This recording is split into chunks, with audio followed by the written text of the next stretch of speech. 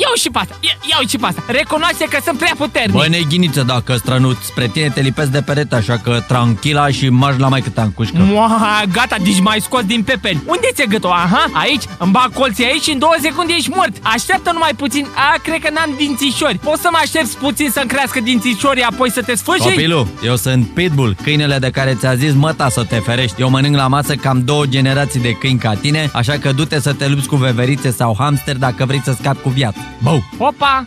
Te-ai cocoțat acolo, ți-e frică? Oi fi tu mare băie, dar eu sunt mic și rău. Tot orașul a auzit de Mickey Eloco, de Cici Robo Ricky, criminalul. Serios? Pare interesant. Ia, mai spune. Băi, nu mai face mișto de mine. Ia că vin peste tine.